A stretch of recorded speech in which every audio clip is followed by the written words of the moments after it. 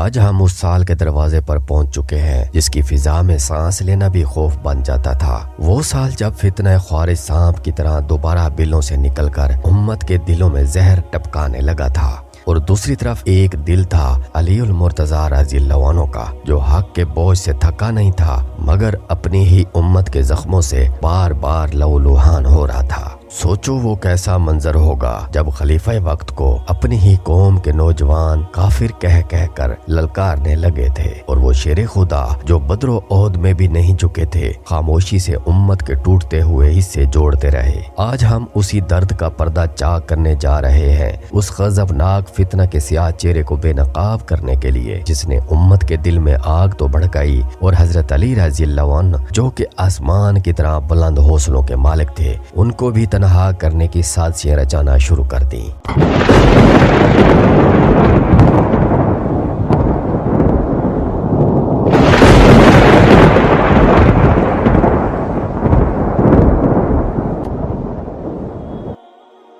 السلام علیکم ورحمۃ اللہ وبرکاتہ۔ عزیز دوستو، اللہ کا ہم سب پر یہ بہت بڑا احسان ہے کہ وہ ہمیں اسلام کے سیدھے اور سچے راستے پر ثابت قدمی کے ساتھ چلا رہا ہے۔ اللہ پاک کے احکامات اور نبی اکرم صلی اللہ علیہ وسلم کی سنت پر چلنا ہی ہماری دنیا و آخرت کی اصل کامیابی ہے، اور یاد رہے کہ فتنوں کے زمانے میں علم اور حکمت ہی ہماری اصلی ڈھال ہے۔ کسی بھی گمراہ کن سوچ کو اپنے دل پر ہرگز بھی اثر انداز نہ ہونے دیا کرے۔ اللہ تعالی ہمیں ہمیشہ گمراہی اور ہر طرح کے فتنوں سے مکمل محفوظ رکھے اور حق پر قائم رہنے کی بہترین توفیق عطا فرمائے اور نصرت فرمائے، آمین ثم آمین یا رب العالمین۔ معزز ناظرین کرام، پچھلی گفتگو میں ہم نے حضرت علی رضی اللہ عنہ کے نظام عدالت اور دشمنوں کے پروپیگنڈے کا حکیمانہ رد ملاحظہ کیا تھا۔ آج ہم اسی سلسلے کو آگے بڑھاتے ہوئے ایک انتہائی دردناک باب کھولیں گے جس کا تعلق تاریخ اسلام کے سب سے پہلے داخلی مذہبی فتنے یعنی خوارج سے ہے۔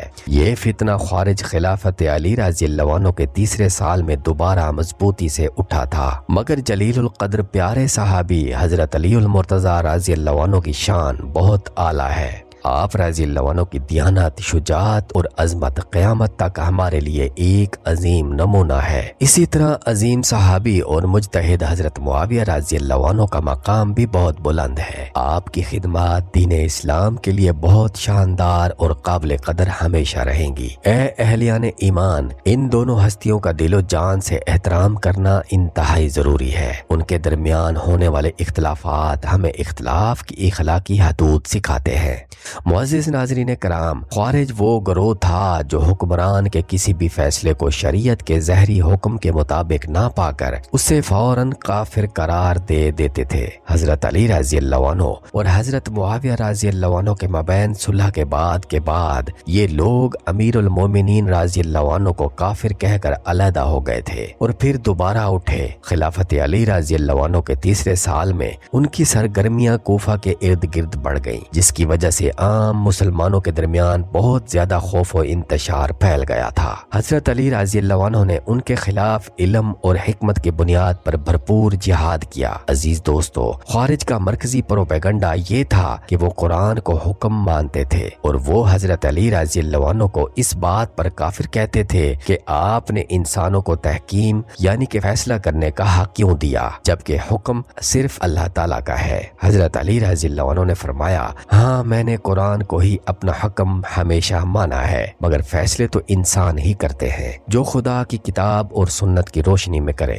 آپ رضی اللہ عنہ نے اپنے ایک خطبے میں فرمایا کہ یہ لوگ حق بات سے باطل مقصد لیتے ہیں۔ یہ واقعہ ان کی گمراہی کو واضح کر کے مسلمانوں کے ایمان کو بچاتا ہے۔ اے اہلیان اسلام، نعروں کی ظاہری چمک پر کبھی بھی نہیں جانا چاہیے بلکہ اس کے اندرونی مقصد کو دیکھیں۔ حضرت علی رضی اللہ عنہ کی تعلیم ہمیں ہر حال میں علم و حکمت سے کام لینے کی ترغیب دیتی ہے۔ یہ گروہ عبادت میں بہت سخت تھا مگر فقہ اور سنت کی سمجھ نہیں رکھتا تھا۔ ہمیں ہر حال میں اسلام کی صحیح تعلیمات پر عمل کرنے کا شوق رکھنا ہے۔ جب خوارج اپنی گمراہی میں پختہ ہو گئے تو انہوں نے عام مسلمانوں کو تکلیف دینا شروع کر دیا اور ان کے قتل کو بھی جائز سمجھنا شروع کر دیا۔ انہوں نے نہروان سے بچ کر کوفہ کے ارد گرد کے علاقوں میں فساد کو پھیلانا شروع کر دیا۔